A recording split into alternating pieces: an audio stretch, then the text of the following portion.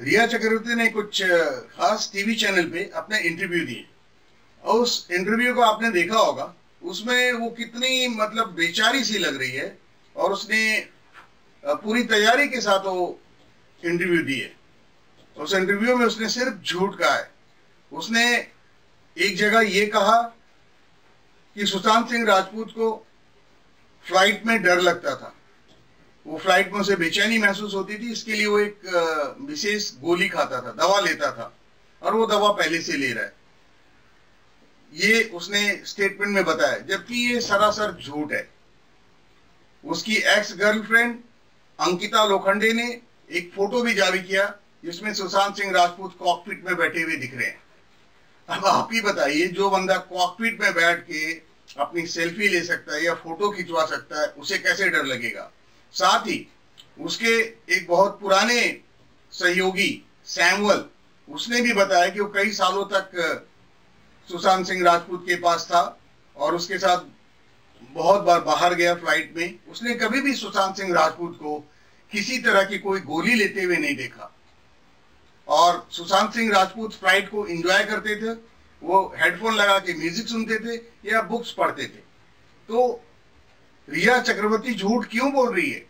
वो ये साबित करने पे तुली हुई है कि सुशांत सिंह राजपूत मानसिक रूप से बीमार थे, जबकि ऐसा कुछ भी नहीं था। रिया चक्रवर्ती के इस बिहेवियर को समझने के लिए आपको मैं पीछे लिए चलता हूं, उसके जो गॉडफादर है महेश भट्ट, उसकी प्रेम कहानी में। 1970 के दशक में महेश भट्ट एक फ्लॉप डायरेक्टर थे और परवीन बॉबी एक ग्लैमरस एक्ट्रेस, बॉलीवुड की शीर्ष अभिनेत्रियों में उसकी गिनती होती थी। कबीर बेदी से उसका ब्रेकअप हो चुका था 1977 में और उस समय वो बिल्कुल अकेली थी। परवीन बॉबी खुले विचारों वाली लड़की थी। महेश भट्ट की मुलाकात उससे होती है और दोनों एक दूसरे की तरफ आकर्षित होते हैं। महेश भट्ट अपने आप को परवीन बॉबी के ग्लैमरस कैरेक्टर से बचा नहीं पाते हैं और उसके प्यार में गिरफ्तार हो जाते हैं। दोनों में प्यार हो जाता है। महेश भट्ट पहले से ही शादीशुदा थे किरण से और उसकी एक बेटी भी थी, पूजा भट्ट। महेश भट्ट परवीन बॉबी के साथ लिविंग रिलेशन में रहने के लिए चले जाते हैं अपनी पत्नी और बच्ची को छोड़ करके।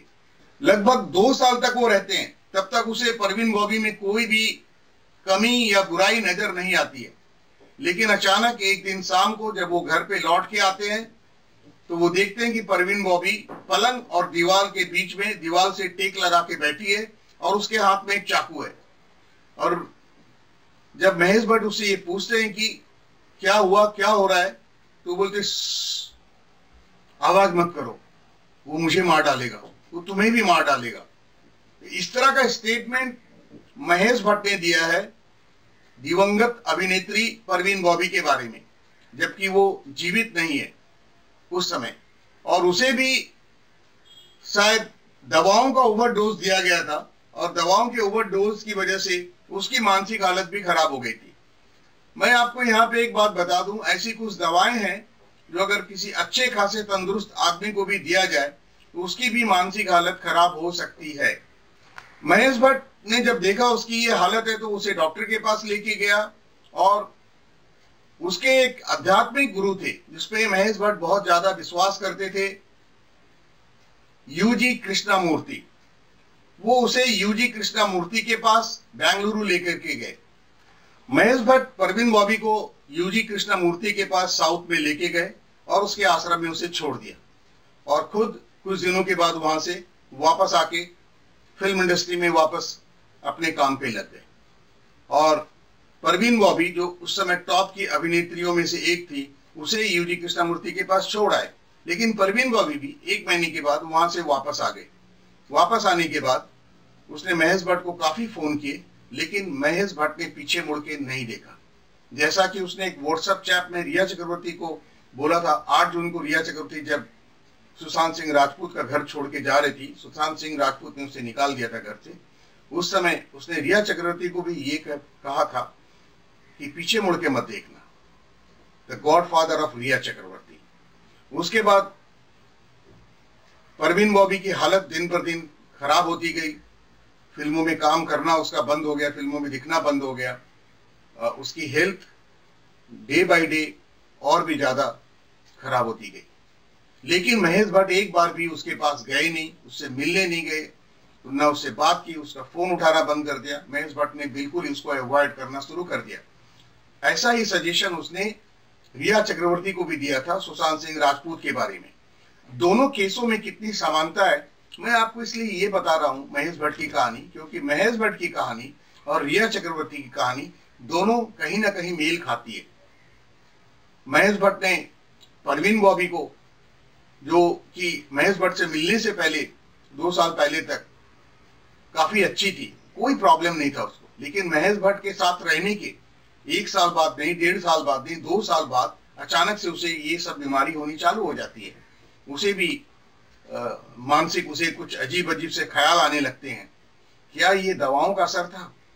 क्या वैसा ही कुछ रिया चक्रवर्ती सुशांत सिंह राजपूत के साथ कर रही थी, जैसा अभी ड्रग्स का एंगल भी उभर के सामने आया है और नारकोटिक्स डिपार्टमेंट भी इन्वेस्टिगेट कर रहा है इस केस को।